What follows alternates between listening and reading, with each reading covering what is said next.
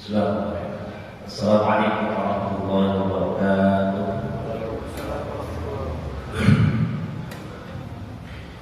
Alhamdulillah, nahmaduhu wa nasta'inuhu wa nastaghfiruhu wa nastaghfiruhu wa natubu ilayh.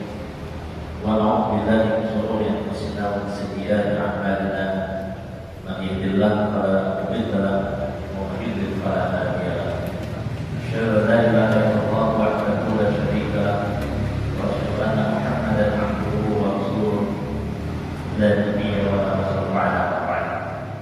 Wa inna asdaqal hadithi kitabullah wa khairul hadi hadi Muhammadin sallallahu alaihi wasallam wa syarrul umuri muhdatsatuha wa kullu muhdatsatin bid'ah wa kullu bid'atin dhalalah wa kullu dhalalatin fi an-nar.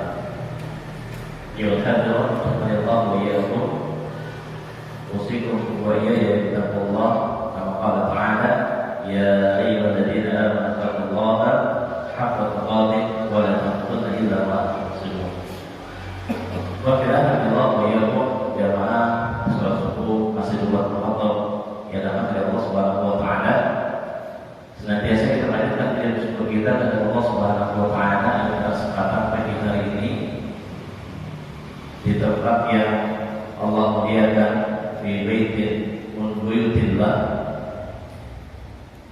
berada di rumah dari rumah-rumah Allah Subhanahu wa taala. Jadi masjid ini ada yang punya.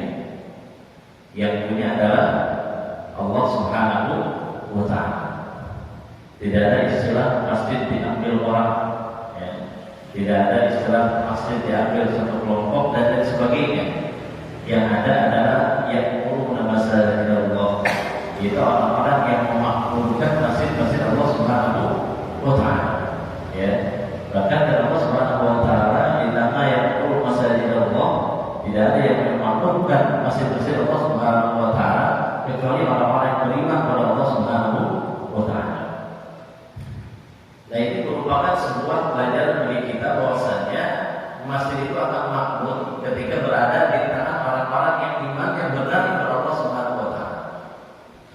Orang-orang yang iman yang benar kepada Allah Subhanahu wa taala, dia akan memakmurkan masjid.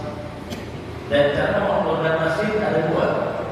Yang pertama adalah menggunakan untuk beribadah kepada Allah Subhanahu wa taala dengan segala macam peribadatan yang menurut fikih bisa atau bisa dapat dilakukan di masjid.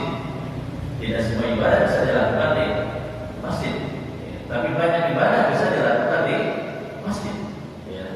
Yang kedua adalah memakmurkan dari tempatnya, ya, dari fisiknya, berbaiki, berbagus, berindah dan sebagainya. Tapi yang penting adalah yang pertama, buat apa masjid besar tapi kosong dari jamaahnya? Buat apa masjid bagus tapi isinya ibadahnya tidak bagus?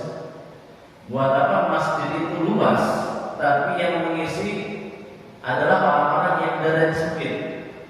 Buat apa masjid tersebut megah tapi jauh dari sunnah Rasulullah sallallahu alaihi wasallam? Ya. Karena itu yang pertama itu lebih penting. Maka sekarang hal yang bisa memakmurkan untuk yang pertama ini lebih utama dibanding yang kedua. Seperti pengajian, ya, kalau sholat otomatis, ya, karena sholat lima waktu itu diwajibkan di masjid buat yang laki-laki. Kalau buat yang perempuan itu lebih utama di rumah, walaupun dibolehkan di masjid. Bahkan suaminya tidak boleh melarang pergi ke masjid, tapi juga harus memperhatikan fikihnya. Buat wanita yang pergi ke masjid, jangan sampai dia sholat di masjid tapi tidak mendapatkan pahala dari Allah Subhanahu wa taala. Ya, ini memperhatikan Nabi sallallahu alaihi wasallam, wanita mana saja yang mereka pergi ke masjid dan mereka memakai wangi-wangian, ya, tidak diterima sholatnya oleh Allah Subhanahu wa taala dan tersilat sampai dia itu mati. Ya, yang sekarang datang ke masjid bukan cuma pakai wangi-wangian tapi juga membuka aurat. Nah, ini musibah, ya. Sudah tahu bahwasanya fitnah terbesar bagi laki-laki adalah wanita. Sebagaimana Nabi sallallahu alaihi wasallam, ya, mengatakan fitnah dan Allah a'lam dengan nisa. Tidak ketinggalan fitnah Nabi sallallahu alaihi wasallam yang paling berat buat laki-laki kecuali fitnahnya wanita. Ya, karena itu jelas dari Allah yang Allah Subhanahu wa taala. Kita tentunya memiliki atau ada wanita di rumah kita, ya, baik istri kita atau kita, ya, walaupun ada juga yang istrinya bukan wanita ada sekarang, ya, ini pelangi, begitu ya. Kalau pulang lunak, ya laki-laki cuma lunak, begitu kan ada, yang istrinya juga laki, tapi wanita begitu, ya, LGBT, ya, lesbian, biseksual, kemudian juga gay, biseksual dan juga transgender, begitu ya, LGBT. Ini mereka. Kita memiliki istri perempuan. Mungkin ada juga yang punya anak perempuan, ibunya juga pasti perempuan. Nah ini jangan sampai jatuh kepada yang sebagaimana dikabarkan dalam Rasulullah SAW yang mereka itu berpakaian tapi telanjang. Ya, mana sebuah ungkapan kalau seandainya ingin melihat seorang laki-laki, ya, jika seandainya kita ingin tahu laki-laki itu bagaimana atau tidak, laki-laki itu memiliki kewibawaan atau tidak, kepemimpinan atau tidak, lihat saja istrinya, lihat saja pakaian istrinya. Maksudnya sampai dijadikan sebagai sebuah standar. Kalau istrinya terbuka sama dengan laki-lakinya, satu, ibunya jadi tadi, dua, dakwahnya, atau seandainya yang ketiga itu adalah kewibawanya. Bisa jadi dia memiliki ilmu pengetahuan tapi tidak memiliki kepemimpinan. Kepemimpinannya atau posisinya lebih rendah daripada istrinya. Sampai ada orang-orang yang sekarang takut dengan istri. Ya, itu bisa jatuh kepada kesyirikan, syirik khauf namanya, yaitu syirik takut, ya, kepada selain Allah Subhanahu wa Ta'ala. Ya, dan insyaallah pada pagi hari ini kita akan masuki pembahasan kita yaitu kitab Al-Kabair, ya, Al-Kabair, dosa-dosa besar yang ditulis oleh Imam An-Nawawi rahimahullah taala, beliau adalah di Mesir dalam Damaskus, ya, orang Irak, ya, atau juga dikatakan Suriah, Damaskus itu, dan Syafi'i, dan beliau bacanya adalah Syafi'i. Nah, kalau saya tahu bahwa itu berlaku pada Allah Subhanahu wa Ta'ala, syirik yang pertama, dosa besar yang pertama di dalam kitab ini adalah asyirku billah, yaitu menyebutkan Allah Subhanahu wa Ta'ala.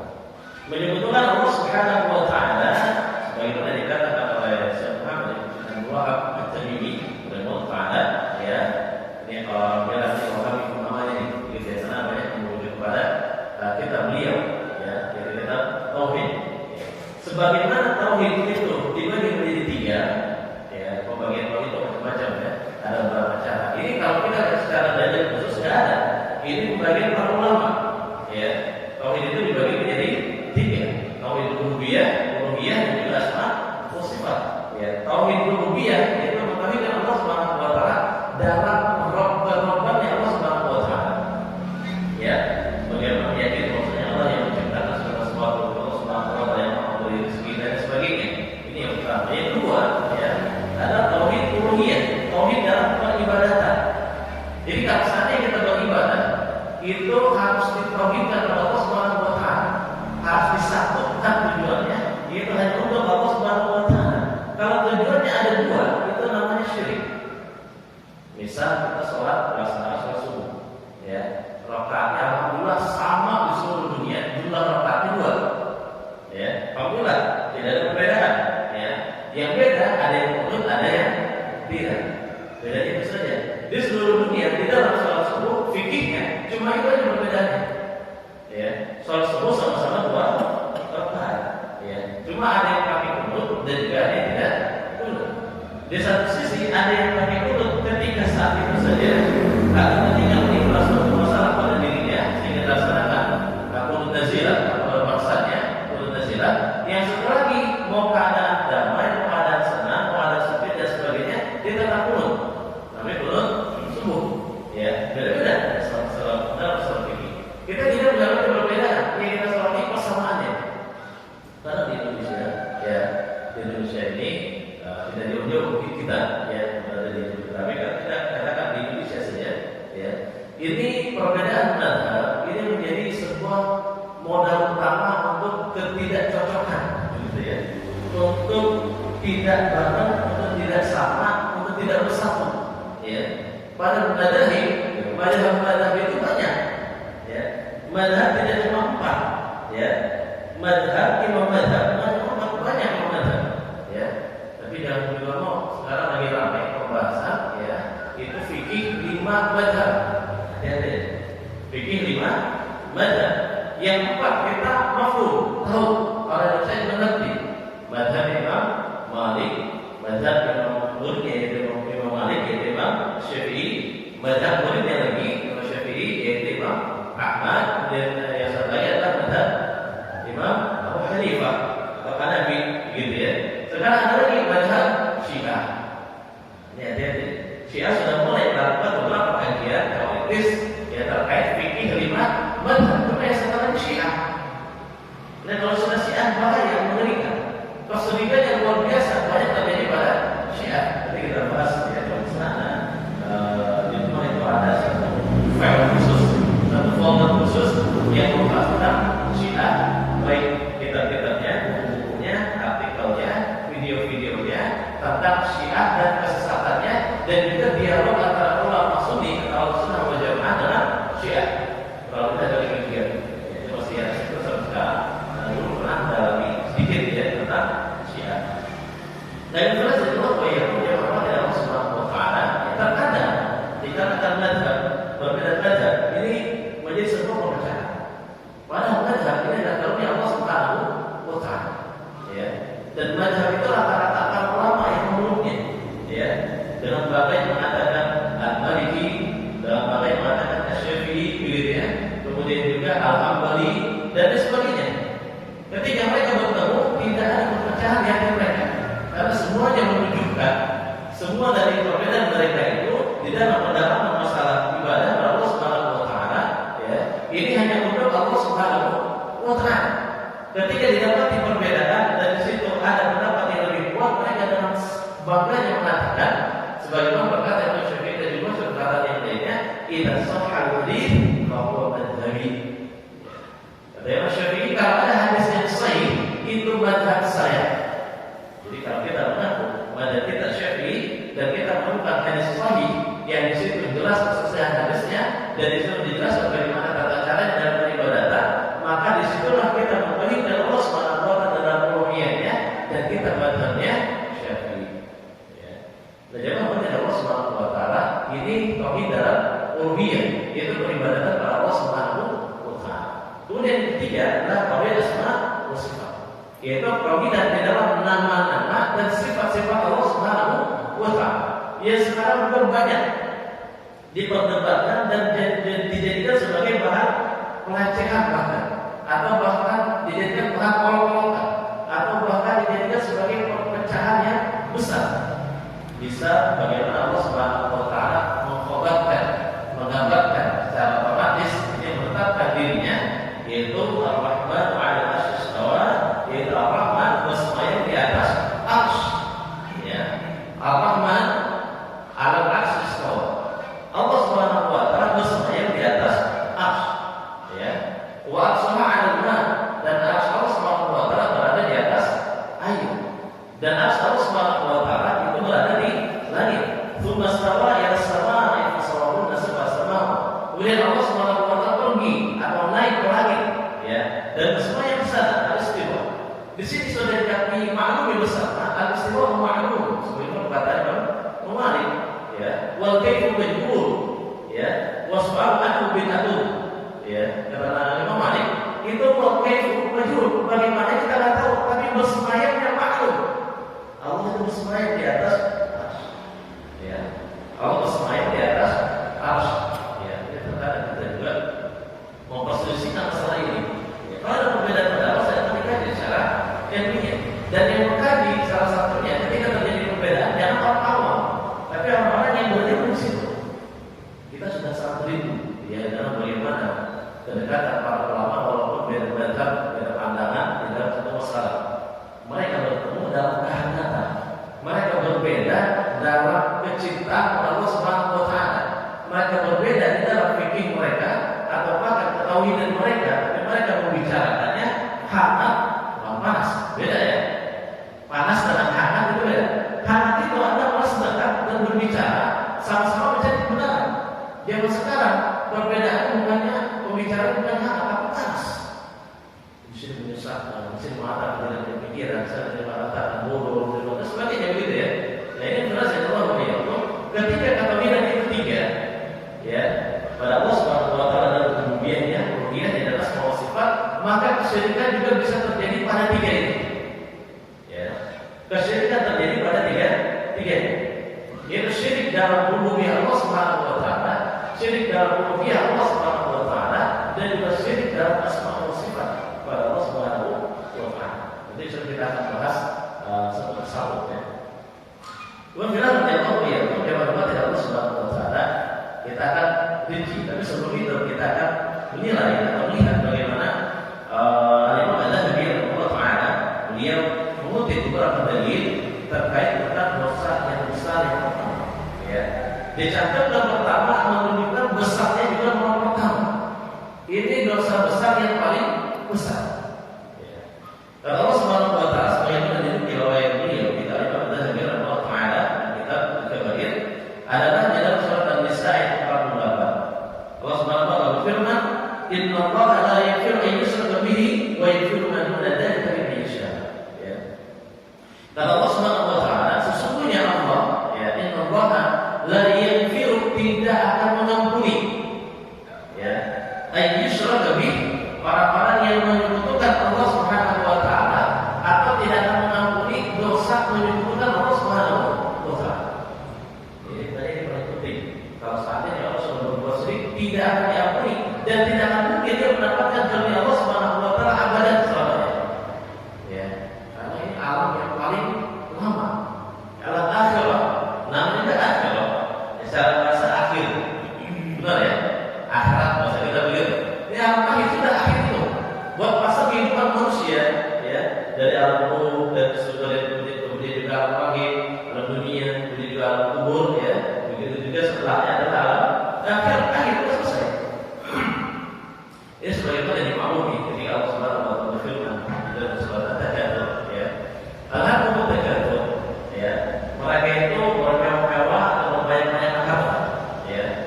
Hatta zurtumul, apa namanya? Hatta zurtumul maqabir. Alhaakumut takatsur hatta zurtumul maqabir. Manusia itu saling bermewah-mewah, saling berbanyak harta, membagi kebanyakan dunia, dan memang itu dikabarkan oleh Allah Subhanahu wa taala. Maka saja yang banyak orang yang bermewah-mewah dalam urusan dunia. Ya, jangan aneh sekarang dunia bahkan dijadikan sebagai sebuah standar. Orang kalau sudah pakai sepatu yang harganya 15 juta, nah berbahaya, ya. Kita kalau sudah memakai baju dengan standar merek, itu udah ngeri, begitu ya. Karena banyak juga, ya, ada beberapa teman, ya, teman yang jahil, begitu. Dia tidak mau kecuali pakai baju yang merek selain merek ini, begitu ya. Itu udah berikan. Lalu kita jawab, maka bermudah-mudah mereka berbanyak-banyakan, ya, dalam urusan dunia. Pada dunia itu, kalau saatnya dunia dikumpulkan saja semuanya, begitu ya.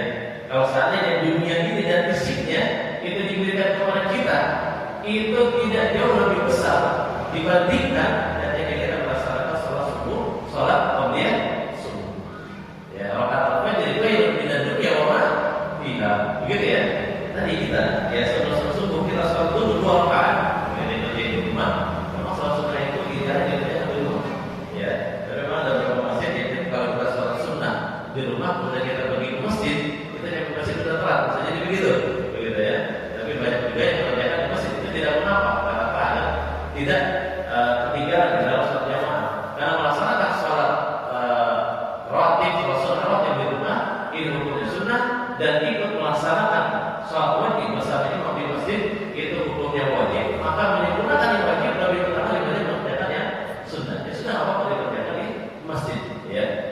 Dari sini rakaat al-fajr dengan dunia wafiyah. 2 rakaat sholat subuh saja itu pahalanya. Kalau kita hitung, kita bandingkan, kita lakukan komparasi besarnya pahala tersebut atau agungnya pahala tersebut, itu khairun, lebih baik di dunia wafiyah dibandingkan dunia dan isinya. Kita kalau tidak bicara pakai iman, enggak kena. Ya. Kalau bicara kita tidak benar, kira-kira kita Allah Subhanahu wa taala tidak akan masuk di kepala kita. Walaupun 1000 kali diulang di sini. Jadi kita terkait masalah tauhid, terkait bagaimana kita beriman kepada Allah Subhanahu wa taala. Ya. Ini Rasulullah SAW yang mengabarkan. Ya, Rasulullah tidak mengabarkan kecuali itu wahyu dari Allah Subhanahu wa taala. Wa ma yantiqu 'anil hawa in huwa illa wahyu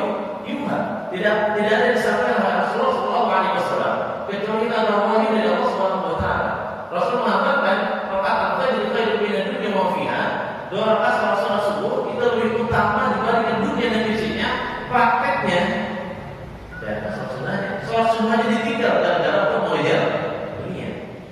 Ya, mungkin ada di antara kita mungkin ya, atau mungkin ada orang lain kita lihat ya, orang-orang pergi ke masjid ya, bisa pakai peci, pakai sarung untuk melaksanakan sholat, alhamdulillah. Tapi di sisi lain ternyata dia ada tetangga kita yang keluar lebih dulu. Ternyata tidak sholat subuh, hanya untuk mengajar dunia. Katanya dia lagi jihad. Nah, ini kok ya kesalahan pemikiran. Katanya dia lagi jihad. Dia menafkahi keluarganya, itu bagian dari jihad, bisa dikira. Betul, menafkahi keluarga ya, memberikan nafkah dan infak. Kalau kita infak, kita mau memberikan nafkah yang terbaik dari keluarga kita dan orang-orang tetangga kita. Umat untuk khairin wal walidain wal aqrabin wal yatama wal masakin. Apa saja kita infakkan, itu pertama adalah untuk orang tua kita. Ya, salah. Karena laki-laki kalau sudah punya istri, ya sudah punya istri satu, apalagi istri-istri, terkadang orang tua lewat, gitu ya. Seakan-akan istri utama dibandingkan orang tua, begitu ya. Nah, ini hati-hati. Kalau ini, ya ini lebih utama kepada orang tua. Wa manfaat min khairin, itu nafkah. Baik, tadi tidak lebar. Ini pergi untuk mencari nafkah untuk anak istrinya, dan dia meyakini di situ bagian dari jihad, tapi di sisi lain dia berikan perintah Allah Subhanahu wa Ta'ala. Padahal sholat hukumnya wajib. Bahkan sholat itu dijadikan sebagai standar perbedaan al-'aqdati bainana wa bainahum as-shalah. Perbedaan atau perjanjian antara kita dan mereka orang kafir, baik Yahudi atau Nasrani, itu adalah as-shalah. Jadi kita akan bahas di sini ya. Berkaitan dengan selesai lain yang besar dalam sholat begitu kan. Hukum hari di sholat. Ya banyak juga saya juga menulis terkait ya kecil kali yang banyak beredar di Indonesia juga hukum hari di sholat, yaitu hukum meninggalkan sholat. Al-'aqdati bainana wa bainahum as-shalah. Faman tarakaha faqad kafar. Perbedaan atau perjanjian antara kita dan mereka orang Yahudi dan juga orang Nasrani itu sholat. Kata Nabi, faman tarakaha faqad kafar. Barang siapa meninggalkan sholat maka dia telah kafir. Begitu dahsyatnya ancaman dari Rasulullah SAW, bahkan bisa jatuh kepada kekafiran. Tapi dalam nasib saya lagi bilang satu keluarga, tapi dia nggak sholat. Apa ya? Pemikiran yang ragu. Dia cerita terkait bagaimana pemikirannya rancu, begitu ya. Jadi banyak. Jadi kita tidak ada syubhat di sini banyak. Masih terus kita, orang lingkungan kita, yaitu lingkungan kita, atau yang 1, 2, 3 kita, gitu ya. Itu luar biasa ketika dialog. Ya saya tahu sih ini riba sebetulnya, tapi kan ada jihad, gitu ya. Ini kan ngeri. Dia kerja di tempat ngeri, dia ngeri, bukan riba. Ya jelas dia tahu, dia menyebutkan seperti riba. Ya, ini riba. Mana lagi jihad buat keluarga ini, begitu ya. Maksudnya apa? Mencari nafkah. Dan lebih dari lagi dia bilang, anak sudah diskusi sama ustaz kepercayaan anak, katanya boleh. Ini bahaya ya. Ini ngeri lagi. Dia kerja di lembaga riba, dan ustaznya bilang itu bagian dari jihad dan itu boleh. Ini benar banyaknya ulama sambil teror, mungkin ustaz sudah dalam penting ya. Ini ya, jadi sesat dan menyesatkan. Itu bilang ya Allah ya Allah Subhanahu wa Ta'ala ya bisa Allah betul hatta tentu maqadir ya sampai kita menemui kematian. Begitu artinya ya. Benar ya? Hatta tentu maqadir sampai kita bertemu maqadir sampai kita ketemu kuburan. Maknanya begitu kan kira-kira? Begitu ya. Jadi kita berbagai mudahan banyak harta di dunia ini tidak berhenti kecuali sampai kita ketemu kuburan. Begitu kan kira-kira? Benar, maknanya begitu. Kalau betul-betul kita cek di rumah, betul-betul yang ada, kita sampai meninggal dunia atau sampai ketemu kuburan atau sampai masuk tiang lahat. Ternyata ada makna yang lain di sini. Kalau kita lihat dari sisi bahasa dan orang Arab, ya orang Arab bisa mengerti bahasa, ini bisa berkomentar terkait dengan betul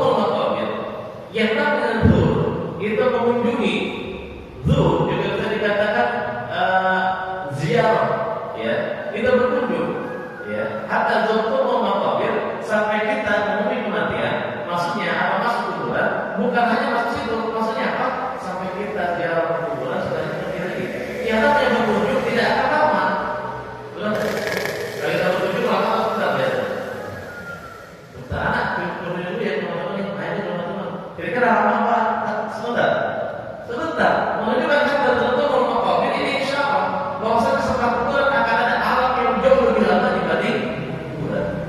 Ya, kita kalau saja kita pernah bagaimana kaitan dan berbicara dengan bahasa yang sangat indah, kita akan dapat di dalam bahasa tersebut yang maknanya sangat dalam dan sangat luas. Ya, Allah mengatakan tentang tertentu maqabir, kita akan berbagai-bagai bermewah-mewah dalam masalah mudah-mudah dan masalah apa sampai kita masuk ke dalam kuburan, maksudnya sampai kita sampai ke kuburan dan kita akan berangkat ke dalam kuburan, yaitu pada alam akhirat. Ya, nah orang kalau sudah di kuburannya ini disiksa oleh Allah Subhanahu wa taala, menunjukkan alam setelahnya itu jauh lebih berat dibanding apa yang dia rasakan sekarang. Oh tidak, ya. Maka salah sahabat, kalau tidak salah ingat menyebut kebetulan, ya. Jadi kalau bicara tentang masalah ajaran dan sebagainya, tidak jauh lebih mengerikan menakutkan dibanding bicara masalah kuburan. Karena kuburan ini adalah obat pertama, alam pertama yang menunjukkan setelahnya itu asyad, itu lebih lagi. Ketika di kuburan dia dapat nikmat, maka nanti setelah kuburan dia akan mendapatkan nikmatan yang jauh lebih besar. Kalau di kuburan dia mendapatkan siksa kubur, ada kubur, ya, juga hati-hati. Banyak orang yang tidak meyakini adanya ada kubur di sebagian ormas ya di dunia, ada ormas dunia, ada juga ya, di Indonesia-nya. Itu ada sebagian di antara mereka yang tidak meyakini adanya ada kubur. Karena pada alasan hadis yang bercerita atau hadis yang bicarakan atau hadis yang mengkhabarkan tentang ada kubur, hadisnya hadis ahad. Ya, hadisnya tidak masyhur. Ya, sehingga mereka tidak mau menjadikan hadis ahad untuk akidah. Ya, rata-ratanya hadis ahad. Ya, sedikit melewatkan masalah kubur, sehingga mereka tidak meyakini adanya ada kubur, ada seperti itu.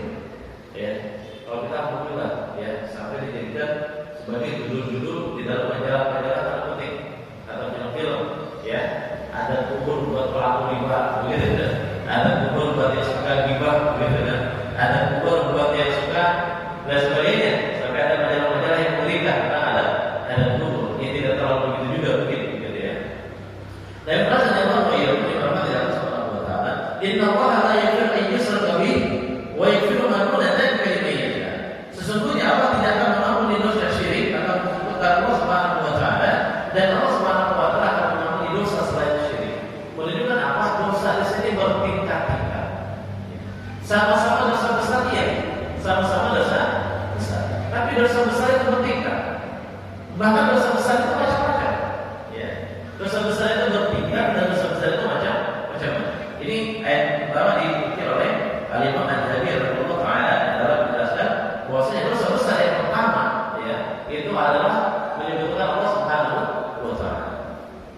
Ada dosa yang kedua, ada dari kedua dalam dosa yang pertama ini yaitu asyirk billah, melakukan syirik kepada Allah Subhanahu wa taala.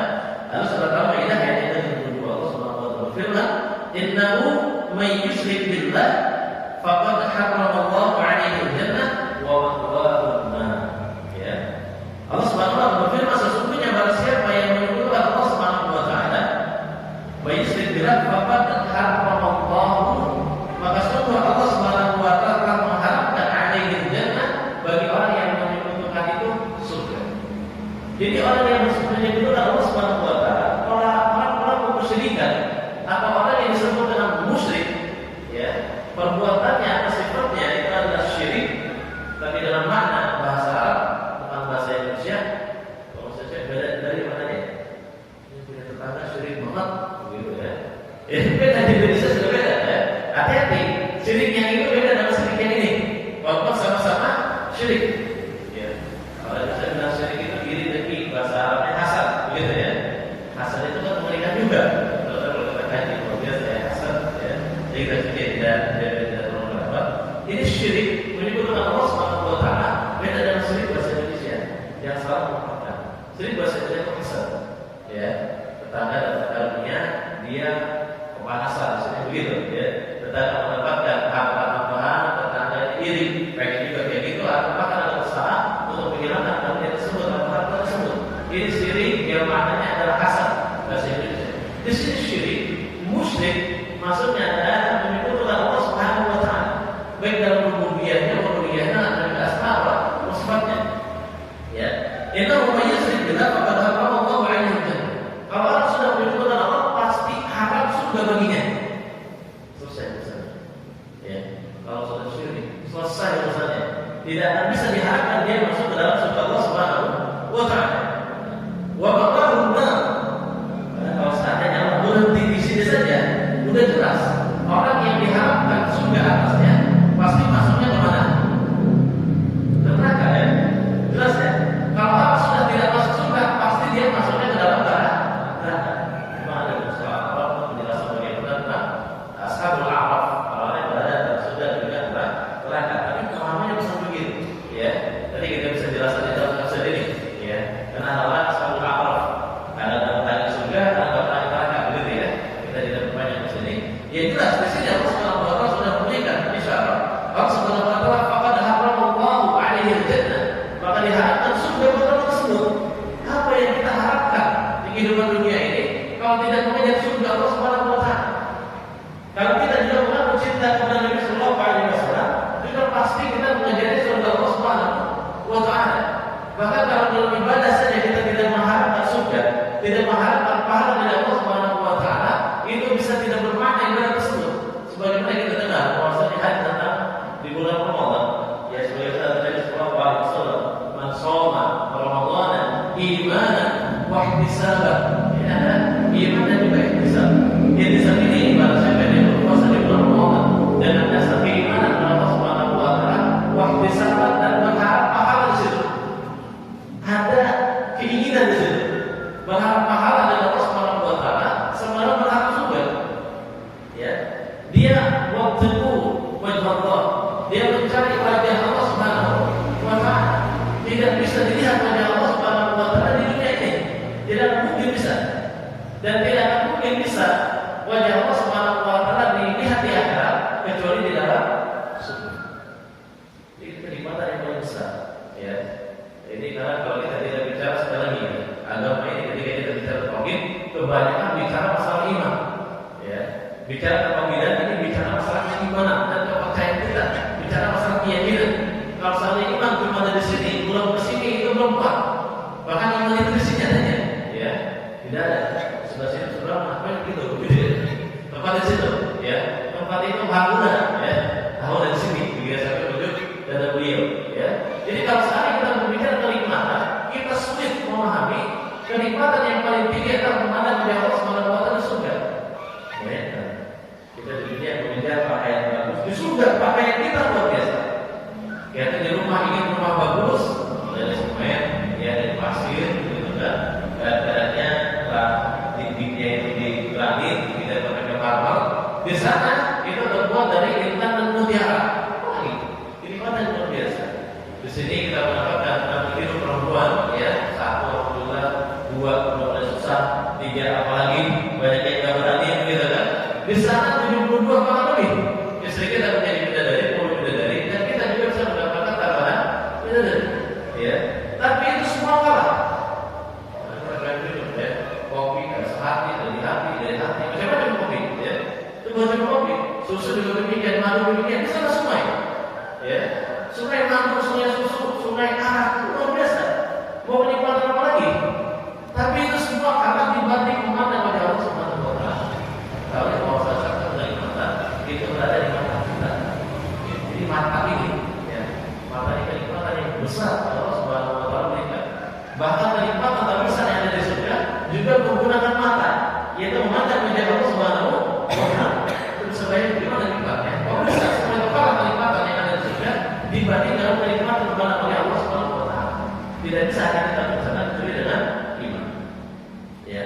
Dari sini sudah Allah jelaskan kepada Rasulullah SAW, harap masuk neraka, harap masuk surga, dan ditambah lagi, ditakkid lagi, dikuatkan lagi dengan apa? Wa dan tempatnya itu adalah neraka. Oh ya, menunjukkan dosa ini merupakan dosa yang sangat besar. Kemudian dari yang baiknya, kita jadikan ini beberapa pertemuan, ya. Surutnya berapa? Lewat 30. Baik, ini tadi, ya. 10 menit lagi. Ada kemudian yang lain yang dikeluarkan beliau adalah firman Allah Subhanahu wa Ta'ala, "Inna syaitan lakum adhim," ya. Sesungguhnya sesungguhnya di Al-Surah ayat 13 Allah Subhanahu wa taala inna syirka la dzulmun adzim, sesungguhnya kalau menyebut Allah Subhanahu wa taala untuk berbuat syirik kepada Allah Subhanahu wa taala la dzulmun adzim, merupakan kezaliman yang sangat besar. Ya, kalau seandainya ada orang menyiksa orang, manusia itu seperti dia orang yang menyalahkan orang lain, itu juga sebuah kezaliman yang besar. Tetapi semua dosa yang ada di dunia ini tidak lebih besar dosanya dibanding dengan Allah Subhanahu wa taala. Ya, kalau kita sudah mempelajari memahami ini, ya, maka kita akan lihat orang-orang zalim adalah orang-orang yang menyekutukan Allah Subhanahu wa taala. Jelas-jelas menyekutukan Allah di dalam tauhidnya, di dalam uluhiyahnya dan jelas sifatnya. Kita lihat ada orang yang menyembah selain Allah Subhanahu wa taala, itu betul-betul yang sangat besar. Maka ini bisa jadi bahan persatuan, ya. Kalau sering kita telah meneliti, kita pahami ada di Indonesia ini, ya, kaum muslim di Indonesia ini salah satu yang paling sulit adalah bersatu, ya. Akur itu semua, ya. Akur, perbedaannya banyak banget. Tapi akur ini jauh lebih sulit dibanding yang lainnya, ya. Ini mohon maaf ya, terkadang kita untuk sesuatu yang remeh-temeh, sesuatu yang receh atau picisan, kita bisa campur nongkrong bareng-bareng di situ, bukan atas dasar keimanan kepada Allah Subhanahu wa taala. Ya. Misalnya apa? Bisa. Gara-gara satu hobi mancing. Jadi contoh, hobi mancing yang satu mau NU, Muhammadiyah, Persis atau Waton, kemudian juga organisasi Islamiyah dan sebagainya. Misal, ini mau apapun, kita terus berbeda di sini ya. Kita pas persatuan apa? Hobi mancing. Coba ini, benar nggak? Terjadi kan ya?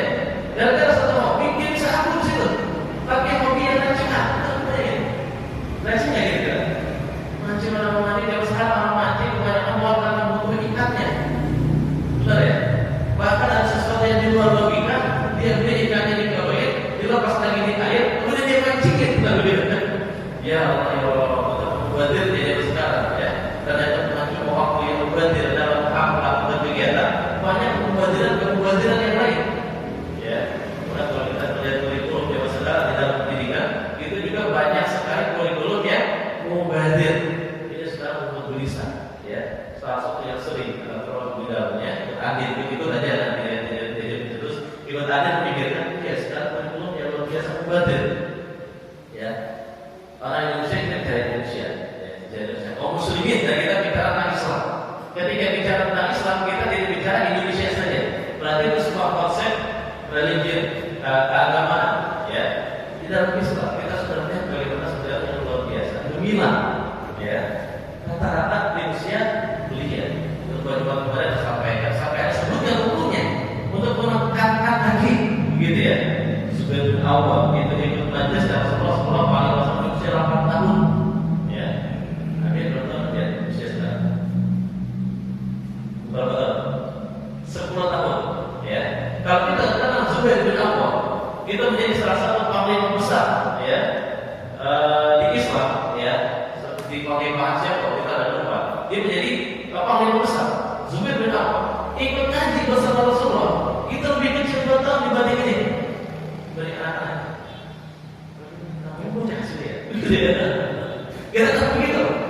Zubair bin Awwam dan Ali bin Abi Thalib itu ngaji bersama Rasulullah usia 8 tahun, lebih kecil dari ini. Barang-barang dan yang lainnya. Jangan dikira anak sebesar ini itu tidak mencerna apa yang disampaikan. Jadi kan sekarang kita menilai, pendidikan itu belum waktunya. Memang sebenarnya begitu ya. Ini kan logika kita lebih demikian. Kecil, karena begitu ya.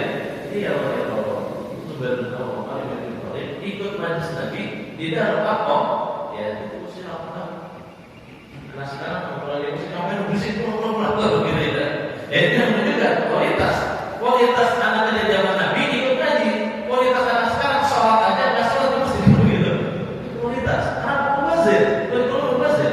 Kita diarahkan setelah kuliah, setelah SMA, ya SD, SMP, SMA, 12 tahun belajar. Setelah itu baru diarahkan sesuai dengan kewiyurannya, sesuai dengan kecenderungannya, sesuai dengan jurusannya masing-masing. Yang teknik, ya baik IT, otomotif, kemudian juga kesehatan,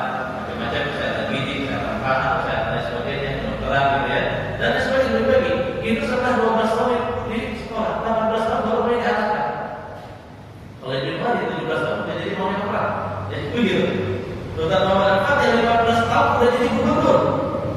Gimana coba kurikulum pendidikannya? Itu luar biasa, khawatir. Ya. Sudah begitu khawatirnya kalau muslimin ada tetangga kita, ngapain? Mancing. Apa berbeli ikan? Begitu kan? Ikan di mana? Dibeli, ditimbang, diceburin, dipancingin. Ya Allah. Ya. Ini kan mengerikan. Ya. Ini mubazir waktu. Kalau waktu bersih, waktu itu seperti benar. Kalau kita tidak benar dalam baik, kita akan potong dalam waktu kita tersebut. Dan waktu itu nanti akan ditanya oleh Allah Subhanahu Wa Taala. Aku beri maafna, wan sebab beri maaflah, begitu ya. Tentang umur yang digunakan untuk apa dan mudah yang ditekankan lagi digunakan untuk apa sebetulnya. Itu luar biasa. Bahasa dalam mancing sampai kurang, tidak ada kayak gitu. Mancing dulu begitu ya. Ini pakai tali kecil, dia pakai kain, jadi bawa dimancingin. Mancing dulu begitu kan. Dan samanya seperti itu. Ini bawa waktu. Kalau butuh ikan, tidak punya harta dan sebagainya, dia mancing, dia jihad. Beda lagi mananya begitu ya. Tapi zaman sekarang kita lihat dia mancing aja seperti itu. Apakah hak mancing yang lain juga, begitu kan? Jadi kita harusnya baik. Dan di sini kalau kita lihat orang-orang yang menyembah selain Allah Subhanahu Wa Taala, yakini dengan seyakin-yakinnya mereka melakukan kezaliman yang sangat besar dan paling besar. Dosa yang paling Allah benci, yang Allah larang, dan dosa yang paling besar di sisi Allah Subhanahu Wa Taala adalah menyembah selain Allah Subhanahu Wa Taala. Bukan tidak besar, ya. Kalau kita lihat Allah Subhanahu Wa Taala itu Ar-Rahman, ya. Ar-Rahman ini mereka suka ya. Ada satu ayat yang selalu dibaca berulang-ulang, ya.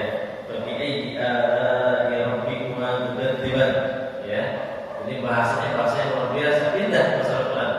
Bagi ayat rabbikuma tukadziban, maka nikmat Tuhan mana lagi lah yang kau dustakan, gitu ya. Maka nikmat Tuhanmu yang mana lagi yang kau dustakan.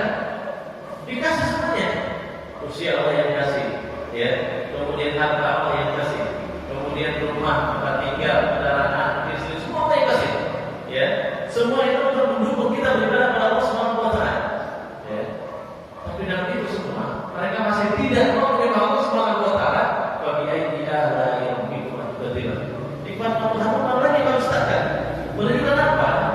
Berapa kali saya mengatakan ayat ini, surat ini sebetulnya surat yang khusus buat orang-orang munafik, buat orang-orang kafir, buat orang-orang ideal, orang yang bebal ya.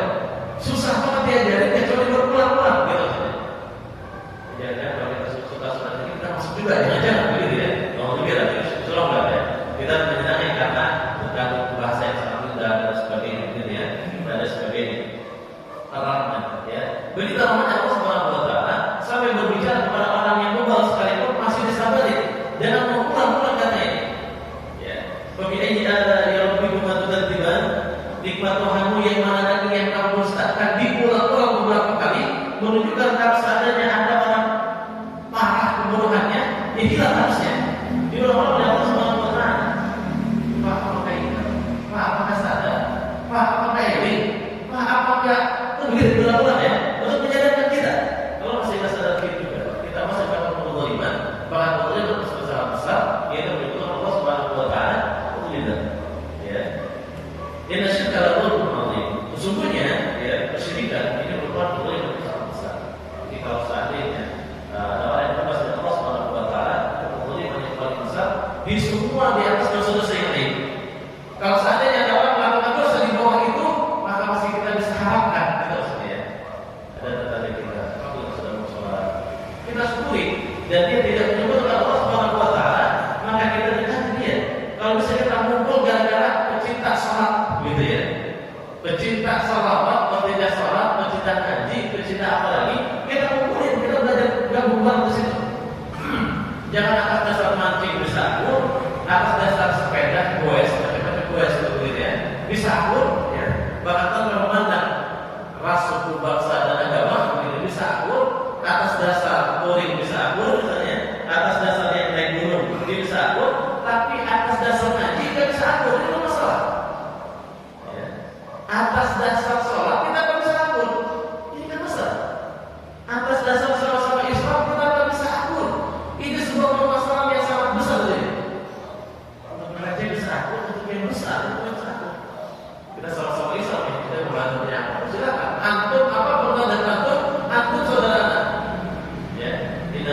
mukmin dengan muslim ya, ini ukhuwah untuk saudara. Ini adalah mukmin dan ukhuwah. Orang beriman itu sesama dan beriman itu adalah ikhwah. Yusudul ba'du ba'dan bahkan harusnya membuat dari antara satu dan yang lainnya. Jadi jangan mentang-mentang beda dikit. Dia sedih alhamdulillah dia hanya sunahnya alhamdulillah. Coba jenggot dipotong. Gara-gara jenggot dipotong hilang sunahnya. Kenapa begitu? Ya, karena ada standar orang sunnah itu jenggotan. Jelas maksudnya banyak. Cuma yang tadinya putih jadi hitam tapi itu masih betul itu masih ada. Tapi yang lainnya yang membuat kita alas bisa bersatu, bisa bertindak saudara kita masih selamanya. Maka kita bisa senang sama saudara kita kalau kita yang sama-sama hobi mancing. Kenapa tidak suka dengan saudara kita yang sama-sama hobi Islam? Begitu. Ya sama-sama hobi mancing. Beda-beda dikit itu wajar. Perbedaan bisa ada. Dan dalam sahabat itu perbedaan ada. Bahkan perbedaan dalam masalah akidah. Tadi kita bisa bahas ya. Dalam masalah akidah kita sering berapa ini tidak ada perbedaan dalam masalah akidah. Ada. Begitu ya. Di dalam sahabat ada. Jadi kita akan bahas kalau tetap bahasanya ada. Tetap yang lebih roji di bagian itu ada. Faktanya apa? Menunjukkan zaman dulu ada sejak dalam sahabat perbedaan itu ada. Bahkan dalam masalah akidah. Kita bahas. Kalau nanti ketika ada sehingga kita sana ada nggak? Ada dari hadis dari kali ya.